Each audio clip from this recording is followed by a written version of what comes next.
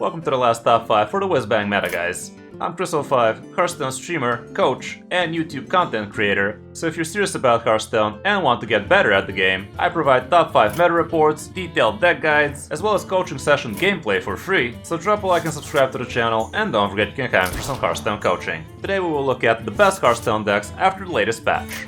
I'll show you their mulligans, win rates, as well as some general tips for them, so you have a better idea of how to play with and against them. And we will also look at all of the other working archetypes, so stick around to the end. I'm happy to announce Hearthstone has actually provided me with regular bundle codes to give away, so if you want to have a chance to win the regular Perils and Paradise bundle, all you have to do is drop a like to the video, be subscribed to the channel, and leave a comment with what deck you're most excited to try after the new expansion launches. You can even drop a deck code if you have built it. I'll announce the winner live on stream on the 21st, so good luck and let's get into the decks. You are not prepared!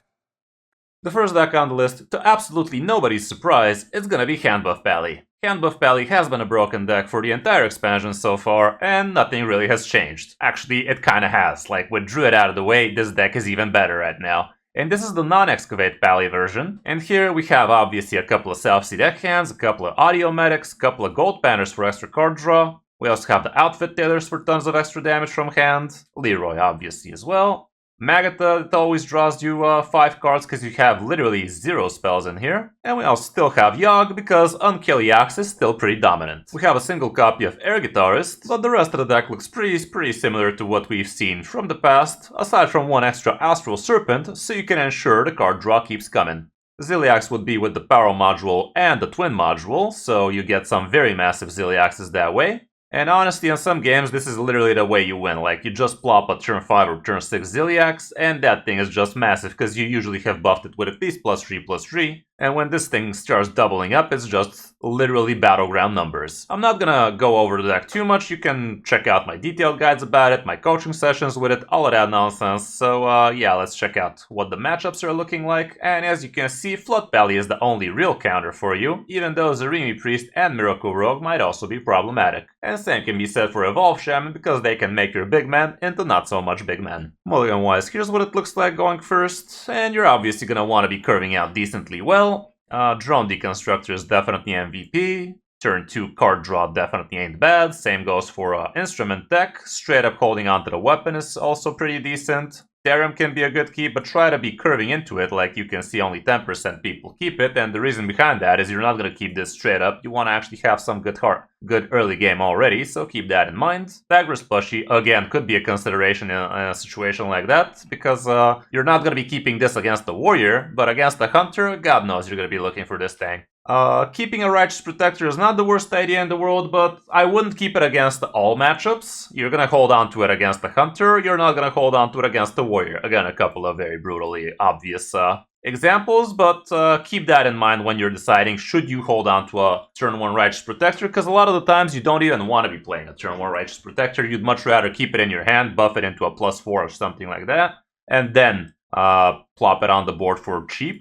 So on terms of 1-drops, honestly, the Drone Deconstructor is the only 1-drop you want to be seeing. Other than that, you can see what the stats are looking like and make an educated guess what you should hold on to. As for on the coin, the situation is pretty much similar. Here the weapon is super valuable, Instrument Deck not so much. Like, if you already have the weapon, you might just even drop the Instrument Deck, so you can actually do something a bit more impactful on turn 2 and then coin out the weapon on turn 3.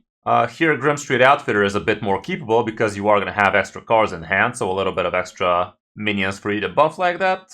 But the rest is looking pretty much the same thing, so there's that. On the number 2 spot, surprise surprise, another Pally. This time it's Handbuff Mining Pally, which is basically kind of the same concept, but arguably I'd say this deck is a lot easier to pilot well, because you don't really have much in terms of decisions here, aside from should you actually go for a very quick Finley potential activator, and also should you go for a very quick Azurite Dragon, let's say. But other than that, with this deck it's a bit more straightforward, whereas with the Handbuff Pally with no excavates, you have some decisions to make, like should you use deckhands to tempo in the early turns, should you use them to OTK later on, that kind of nonsense, whereas here it's kind of just don't super overextend over and over again, like try to stretch your resources a little bit further, and usually it's enough to win against most matchups. Again, I have plenty of guides about this kind of deck, so you can check those if you want to really go into detail here. And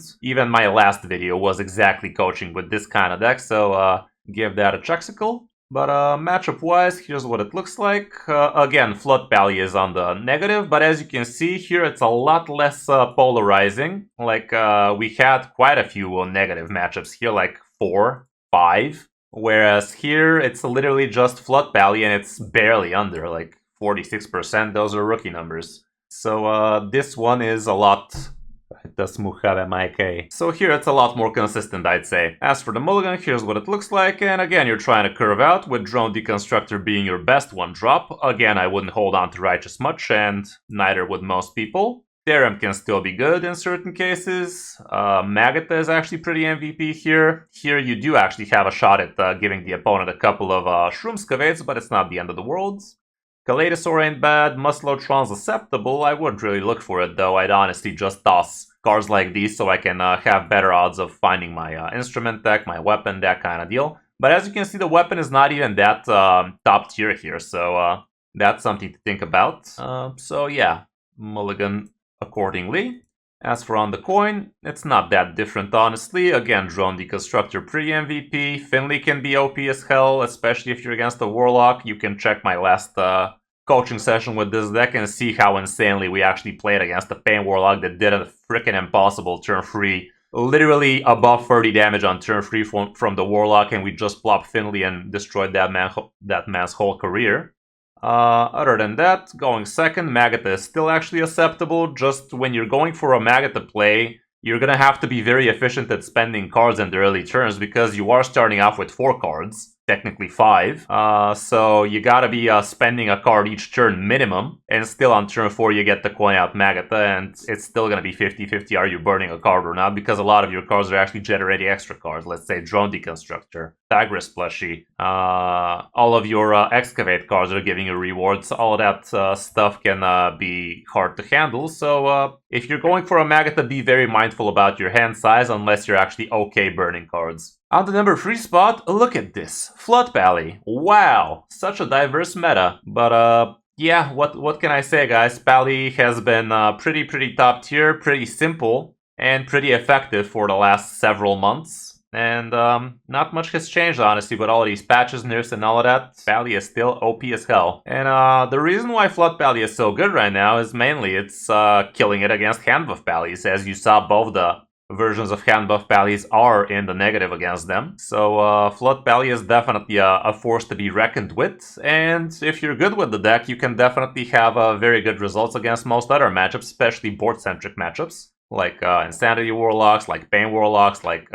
Hunters, all of that stuff is just a very good matchup for a deck like this because they punish big time with things like Prismatic Beam, with Giants, with Ziliax, with Showdown, so it's very effective against that kind of meta. And again, check out my detailed guides about this, check the gameplay videos with it. It's definitely gonna help you pilot this deck quite well. Here's what the matchups look like, and again, we can see all sorts of green. Rainbow DK could be problematic, and also Control Warrior is a bit on the negative, but all around, climbing definitely should not be an issue. Mulligan-wise, here's what it looks like going first. The Ziliax is definitely a very OP card to hold on to, by the way, guys. The Ziliax here is obviously the +1 at -1. So if you actually start building a whiteboard, especially if you get Showdown, like this could be a turn-free Showdown plus Ziliax, and that allows you to have a bunch of 4/4s, which rush against his freeze with nothing. So you basically play turn-free Showdown, Ziliax, and you end up with a 3/5 and 3 4/1s, which is absolutely insane. All you have to do is have 1 extra minion on the board, and it doesn't even have to be yours. So this can be a very good winning game plan. Muster for Battle is pretty nice. A good 1-drop is always great, but don't keep more than 1 good 1-drop, like Miracle Salesman is top tier. I'd say Mermy is also pretty hot, but if you actually get Righteous Protector and you have Gold Banner, I would definitely plop a Righteous on 1 into Gold Banner on 2 and ensure I'm going to be drawing a bit more cards. Boogie Down is also not bad. Hi-Ho is okay. Sea Giant is a situational keep. Like, you could consider keeping this if you already have something like Showdown. Even though Showdown is quite low on the keep list here, people still keep it 20% of the time, but it's all about how you think the game is gonna go and if the hand actually supports it. Like, if you have Ziliax, Showdown definitely is a keep. If you have a Giant, a 1-drop, and Showdown, I would definitely hold on to it. But in some cases, you just drop it and see how it goes. Prismatic Beam is also something you could consider holding on to, even though going first is a little bit iffy. Maybe if you're expecting a mirror matchup, you can hold on to Showdown and Prismatic Beam, but it's honestly something you should be holding on to when going second, as you're about to see. Prismatic Beam is actually still quite low here, but the Showdown is your second best card, so that's quite the difference. Ziliax still MVP, Boogie Down on turn 3 can be great, Toy Captain Terram is something you could consider again if you have the hand that supports it. Miracle is still your best 1-drop here, Muster, Hi-Ho, heck, even Flash Sale might make the cut, because if you have a couple of idiots on the board and coin out a Flash Sale, that's actually a pretty massive board super early, and you can even follow up with something like Crusader Ore after that, so that can be pretty fine. That's about it for the Pally decks, I promise, guys. I'm not gonna give you top 5 Pally decks, even though, honestly, I might. I literally almost can. But as you can see, we have several different iterations of hand buff Pallies, flood Pallies, mining Pallies, and we can even see a positive Highlander Pally up there, but it's obviously not as amazing as the rest of them. We also have a mining Pally with Living Horizon as well as Nomelia, so that's kind of cool. But all around, I'd say these 3 are your best bets with Pally right now. Moving on to number 4, and we have Insanity Warlock, which also has been killing it lately. It has been doing decent even in the Druid meta, but right now it's also doing quite fine. Even though it's kind of a struggle against some of the Pally decks, it's usually actually doing quite well against them, because you can zerg them down very quickly with crazed conductors and such. Again, this is a deck I gave you a guide very soon, very recently I mean. It has been quite detailed, so you can definitely give that one a check and see for yourself how you should be piloting this deck a lot better than you probably are, because a lot of people actually get baited into thinking you only win with the Enroaching Insanity and Crescendo nonsense, but that's half of it, guys. Like, you gotta get some chip damage going, so turn 1 Miracle Salesman into turn 2 Baritone Imp into turn 3 Enroaching into turn 4 Crazed Conductor. That's a very high roll for this deck, and a lot of people don't even acknowledge such a potential play. Like, a lot of people won't even play Enroaching Insanity on turn 3 and then wonder why they're having some weak mid-game with the minion base. So yeah, definitely give the guide a check, and you will come out a better Insanity Warlock player. As for the matchups, here's what it shows. Shopper Demon Hunter could be a problem, especially with the going down swing, and could be hell of a bad thing for you. Combo Druid used to be not so great, so now with those out of the way, you're having a lot better time. Hand buff Pally, as I said, kind of questionable, honestly. If you're seeing a lot of Pallies, it might not be your best bet.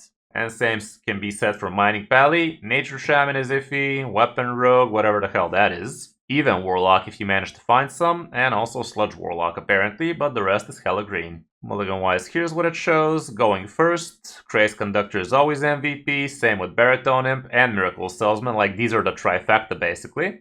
Elementium Geode is also not bad. Crescendo I honestly never keep, even though if I know for a fact I'm against a Flood Pally, I could consider it, I guess, but straight up Crescendo is usually not something I want to be doing in my first 4 turns, so might as well toss it. Like, the deck has tons of card draw, so why would I hold on to this? Enroaching Insanity is also something you could consider keeping. Like, if you have Miracle Salesman, Enroaching, and Crazed Conductor, that's quite the hand. Heck, even if you have Baritone into Enroaching into Crazed, that can also be very OP. Just don't forget this is actually tons of damage. Like, turn 1 you take 1, turn 2 you take 5, turn 3 you take 4. So the damage is like 10 damage fairly quickly, so be careful who you're doing this against. Like, if you're against a hand buff Pally, they can actually surprise you with some big boy burst before you're ready to take him home. Other than that, this is what it shows when going first, and as for going second, it's not much different. The trifecta is still holding true, but Crescendo here I'd say is a lot more keepable going second, because after all, you are going second on the board, so being able to reset it and actually build your fatigue counter is not that bad here.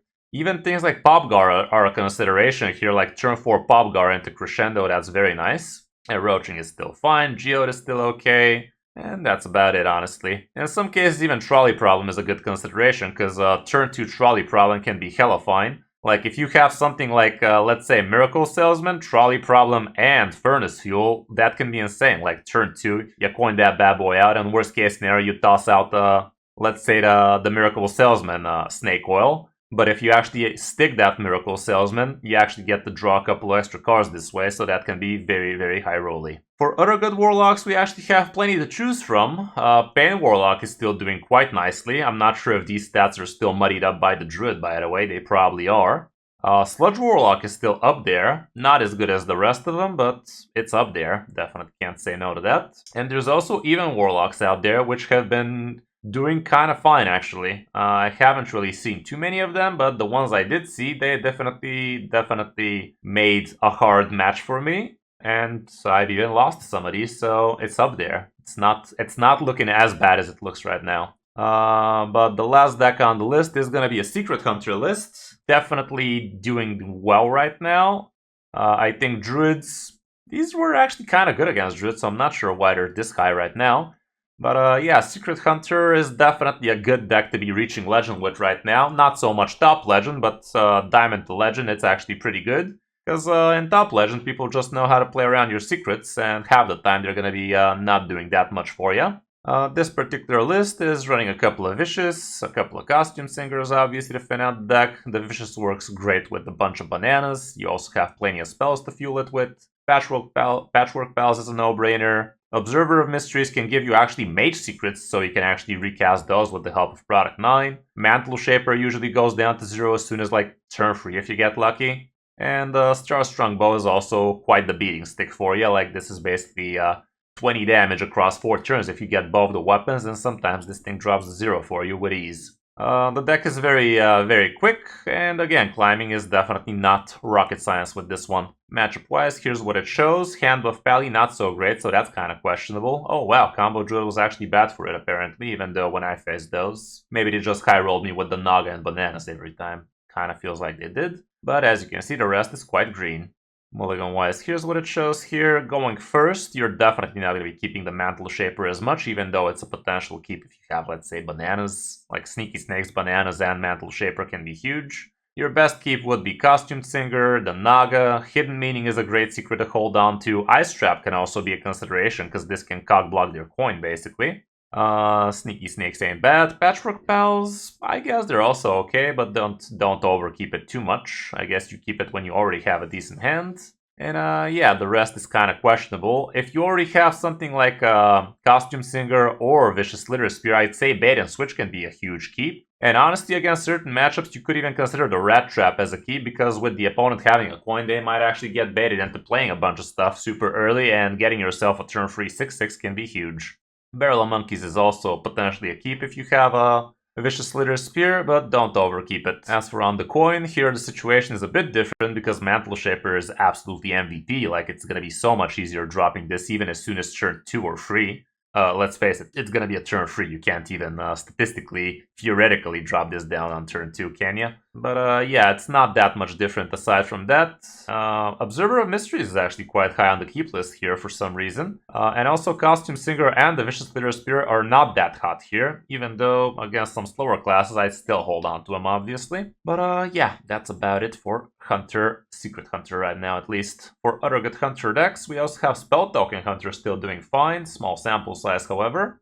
Plenty of different iterations of Secret Hunter. Highlander Hunter is still doing quite fine actually. And that's about it. That's about it for Hunter.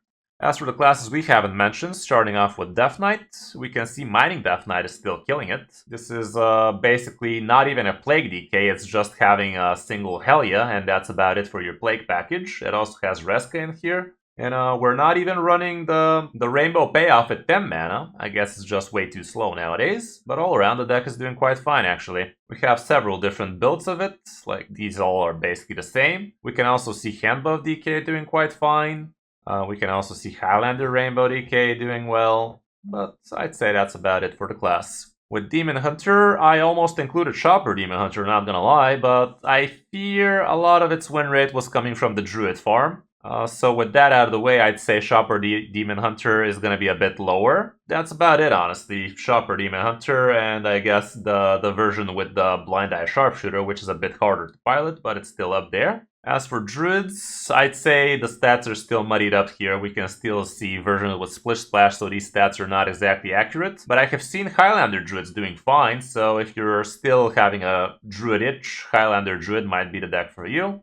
And people are still speculating that Combo Druid would be doing a fine without the Splish Splash, but with the 4 mana deal 5 dragon. Let's actually test that. Let's see all decks without Splish Splash. That's gonna show us a bit realistic stats. And we can see Treant Druid is acceptable, and here's the Combo Druid I was talking about, but with Spinetail Drake instead. Yeah, like I expected, 55-56% win rate, a lot more healthier stats, because the Splish Splash was just OP as hell. And you can still actually discover the Splish Splash through the Help a Cactus construct, so it's not completely gone, but you don't have a couple of copies of it no more. Moving down with mages, we can actually see Spell Mage doing quite fine in top legend at least, and also Rainbow DK, Rainbow Mage is also doing kind of fine. This is the variant without Excavates. I've also seen Excavate variants on ladder, so apparently that's a thing.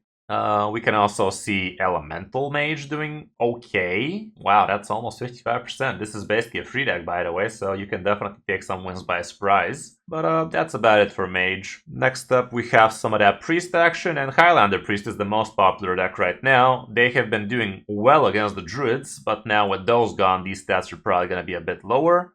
Zarimi Priest is still a good deck, even though with the Celestial getting nerfed, the deck took some changes. It's not as amazing anymore. I've also heard about Overheal Priest. I think this is the Overheal Priest. Yeah, it's a very hard deck to play, but some people have actually reached rank 1 legend with it, so if you're a very good Priest player, I guess you can make it work. If not, probably leave it to the pros. If we gotta be completely honest, Mining Rogue can definitely have made this list, because it's one of the best decks in top legend, guys, but the problem with this deck is very high skill intensive. Like, there's so much random generation and random discovery through this deck. It's really a skill difference here. Like, this deck in top 1000, look at this, 54% win rate. In Diamond to Legend, best performer, 52%. What's the difference? The skill, guys. It's all about the skill. Like, the better you are at discovering, the better you are at making your own luck, the better you are at predicting what you're gonna need 5 turns ahead of time, the better you will be doing with this deck. Because don't get me wrong, this deck is absolutely broken right now. You can do all sorts of crazy things with this, especially with the help of Sonya, with the help of Sandbox Scoundrel. It's absolutely broken. But on these ranks, people just don't play well with this deck. Gotta be honest, I don't even play well with this deck in top legend, so I kinda stray away from it, but also it's just not a deck I can wholeheartedly recommend for Diamond to Legend players. Other than that, we also have this Weapon Rogue apparently as a thing. Cutlass Rogue is what I've heard, so yeah, that's it. That's also something you might want to try. There's also this Mech Rogue, which I think was only good because of the Druids out there, because Mech Rogue was really strong against those. Miracle Rogue seems like it's not up there anymore, guys. Miracle Rogue has taken a fat hit. So yeah, if you're gonna be going for the Rogue route, I'd say Mining Rogue is the way to go. Moving down to Shaman, here we have Evolve Shaman, which is basically Nostalgia Shaman, doing quite fine. There's also a Reno variant of it doing quite interestingly. And lastly, we also have Nature Shaman, which is, again, a very high skill deck. Some people on top legend are abusing the shit out of it, but it's a very, very hard deck to make work in the current meta. And lastly, we have Warrior. Here, Highlander Warrior is still the way to go, even though, as you can see, Odin Warrior is also doing quite fine. And we can even see some other iterations of Control-y Warrior decks, but the best performer is still Highlander and Odin Warrior, so choose accordingly. So that's gonna be it for this video, guys. I hope this helps you hit Easy Legend before the new expansion drops on the 23rd. Leave a comment to enter the giveaway, and drop a like and subscribe to the channel, and don't forget you can hire me for some Hearthstone coaching. Thanks for watching, I'm Kris05, and I'll see you in my next video or stream.